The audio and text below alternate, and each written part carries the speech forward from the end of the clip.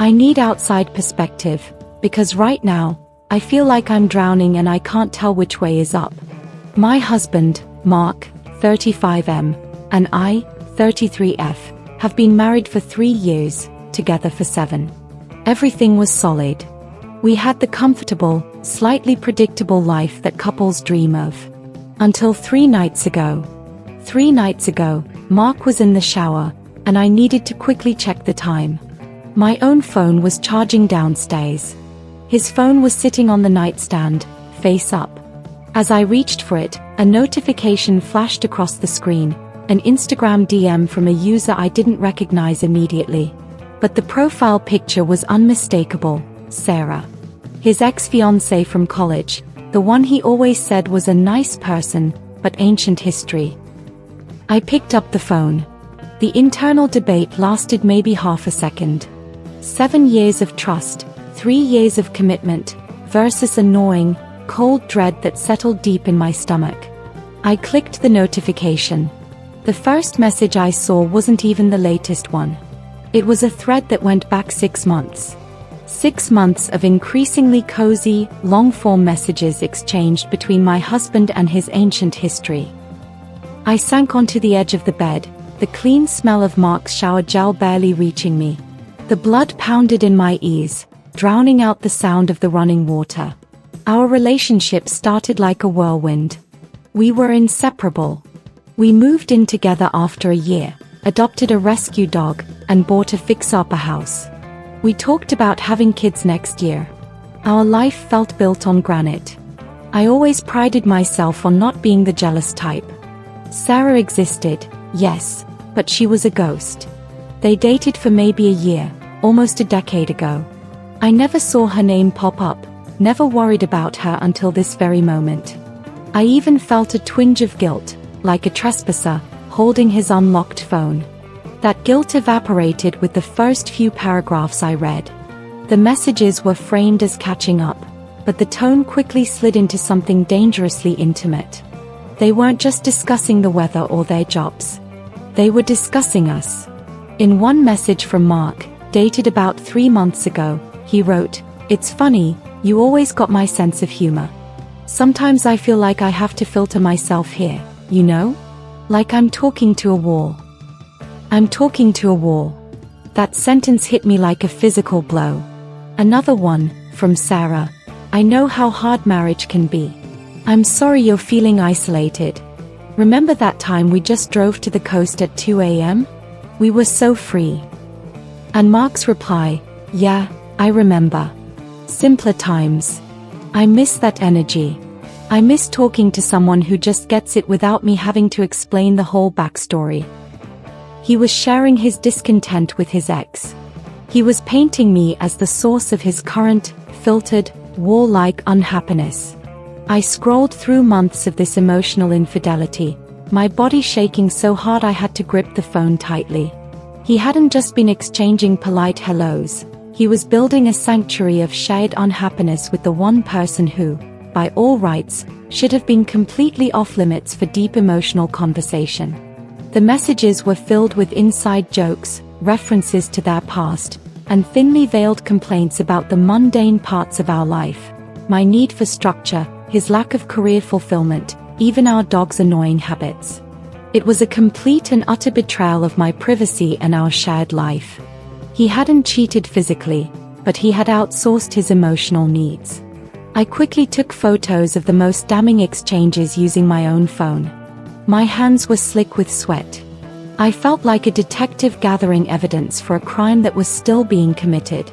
When Mark turned off the water, I dropped his phone back onto the nightstand and scrambled back to my side of the bed, pretending to be engrossed in a magazine. My heart was a frantic hummingbird in my chest. He came out, toweling off, completely oblivious. "You okay, babe?" he asked, running a hand through his damp hair. I swallowed the scream that was trying to claw its way out of my throat. "Fine," I managed, my voice a dry, thin reed. "Just tired." The discovery was a deep, jagged cut. But the confrontation, that was going to be the knife twist. I knew, just from the tone of those messages, that the man I married was already preparing to lie. I couldn't sleep. The words, talking to a wall, miss that energy, looped in my head, a cruel, mocking soundtrack. I lay there for hours, Mark's steady breathing next to me a deafening reminder of his deception. The next morning, I was a wreck. I called in sick to work. I had to confront him, but I needed to do it when he couldn't just walk out or slam a door. I needed him cornered, mentally. I waited until he got home from his workday, around 6 p.m. I was sitting on the sofa, nursing a cold cup of coffee, the photos I'd taken displayed on my laptop screen. He walked in, briefcase dropping by the door. "Rough day, babe. Did you manage to catch up on sleep?" he asked, leaning in for a kiss. I turned my face away. "We need to talk. Now." His easygoing expression faltered. He saw the laptop screen, a wall of text messages, Sarah's profile picture clearly visible. He immediately stiffened. The air changed, thick and poisonous. "What is this?" he asked, his voice low and instantly aggressive, skipping over denial and jumping straight to offense. "I think you know exactly what this is, Mark. It's 6 months of you pouring your heart out to your ex-fiancée and telling her how miserable you are married to me," I said, the words catching in my throat. He took a step back, running a hand over his face. The shock on his face lasted maybe 3 seconds before the protective walls slammed up. "You went through my phone," he stated, not asking. "That is an incredible breach of trust. My name." I almost laughed. "Breach of trust? You are talking about missing simpler times with another woman, complaining about our life, and I'm the one who breached trust." I pointed to the screen. "Tell me what talking to a wall means, Mark. Am I the wall?" He sighed, a massive, exaggerated performance of exasperation. "God, you are reading so much into this. It's ridiculous." This was the start of the gaslighting. The slow erosion of my reality. Sarah reached out because she was having a genuinely bad time with her divorce. She just needed a friend who understood her history, and I was being supportive, he explained, leaning into the savior role. Supportive? By agreeing that you feel isolated here? By reminiscing about coastal drives at 2 a.m. with your ex? That's not being supportive, Mark. That is emotional intimacy. That is talking behind my back. He started pacing. "It's just friendly banter, my name. You are making this into some huge affair." It was nothing physical. It was texts. Emotional affairs are real, Mark. And the content is what matters. You vented about our marriage to her. Why didn't you talk to me? I pleaded, tears finally spilling over. He stopped pacing and looked at me with a condescending pity. "Because I knew you would react like this. You're emotional, you're dramatic. You can't handle a simple friendship with someone from my past. This is exactly why I feel like I can't talk to you sometimes. You blow things up." The manipulation was textbook. He had flipped the script, making my legitimate hurt the cause of his deception, not the result. "So, because I'm emotional, you have to go seek comfort from Sarah? Did you ever stop to think how it would feel if I was telling my ex-boyfriend how much I missed his understanding because you're a wall?" He scoffed. "My situation is completely different. You are escalating this because you violated my privacy. You looked for something, and now you're punishing me for a few harmless texts." He walked over and tried to hug me, a gesture that felt sickeningly possessive. I pushed him away. "Don't touch me. You spent 6 months seeking solace in a fantasy version of your past while I was making you dinner, doing your laundry, and planning our future children. I see zero regret. I only see anger that you got caught." He dropped the soft approach and his voice hardened. "Fine. If you want to believe I'm cheating on you with words, go ahead. I'm not going to sit here and argue with you when you're being hysterical. I'm going to take a walk and let you calm down. When you're ready to be rational, we can talk about how we fix this, which, by the way, includes you never looking at my phone again." He grabbed his keys and left, leaving me paralyzed in a fog of confusion. He didn't delete the app, but he didn't apologize either. He just made me feel like the crazy one for caring.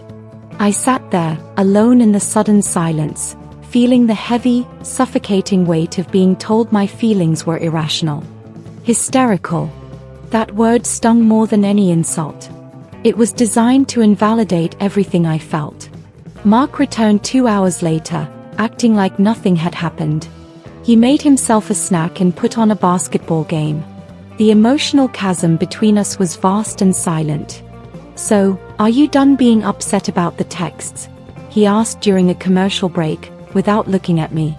His tone suggested he was asking if I'd finished a tantrum. "No, Mark. I'm not. I don't trust you," I replied, my voice dangerously steady. "Well, you don't have to. I told you, it stops now. But you need to let it go. We have a marriage here. You have to decide if you're going to sacrifice everything we built over a misunderstanding," he said. A misunderstanding. He reduced 6 months of intimate, veiled complaints about me to a simple misunderstanding. The next day, I started making calls. I didn't call my friends. They loved Mark, and I couldn't bear to pollute their image of him yet. I called a lawyer for a consultation. Just to know my options. Just to have a piece of solid ground under my feet. The lawyer asked me simple, objective questions. Was the contact physical? No. Was money or gifts exchanged? No. Did he acknowledge the messages were inappropriate? No, he said I was reading too much into it. Hearing those facts laid out flatly made the situation feel simultaneously smaller and infinitely larger. Small because, technically, nothing happened. Large because the man I trusted most in the world had actively worked to isolate me and deny my reality. That night, I moved some things. Not all of them, just enough to survive a few days. I packed a small suitcase with clothes, my laptop, important documents, and enough toiletries for a week. I hid it in the trunk of my car while Mark was still at the gym. I realized the betrayal wasn't the flirting with Sarah. The betrayal was that he felt comfortable enough to talk to her about our problems, but too afraid, or unwilling, to talk to me. The gaslighting was just the defense mechanism to protect his fragile ego. I came back inside and watched him for a while. He was scrolling on his phone, smiling slightly. Was he checking Sarah's messages? I didn't know, and the horrible thing was, I was too exhausted to check his phone again. The silence was the loudest, most painful sound I had ever heard. Later, as we lay in bed, the distance between us felt like a mile. I reached for him, a last-ditch effort for some shred of connection. He responded mechanically, a kiss on my forehead, before rolling over and facing the wall. That's when I made my decision. The wall wasn't me. It was the one he had built between us, brick by emotional brick. And I couldn't tear it down alone. I haven't told Mark I've consulted a lawyer. I haven't told him I packed a bag. I just keep smiling weakly and nodding when he talks about our weekend plans, pretending to calm down. I'm waiting for the right moment, a moment when he thinks I've forgotten, when his guard is down. I feel hollowed out, empty, and overwhelmingly lonely. I look at him and see a stranger who wears my husband's face. Everything feels tainted, our house, our dog, our memories. I feel like I'm standing on the edge of a cliff, about to jump, and I don't know if the fall will kill me or finally set me free. I'm ready to walk, but the fear of losing 7 years and dividing our life is immense. What do you think? Should I stay and try to fix a marriage with a man who actively undermines me and calls me hysterical, or should I leave and protect what little self-respect I have left? If you were in my shoes, what would you do?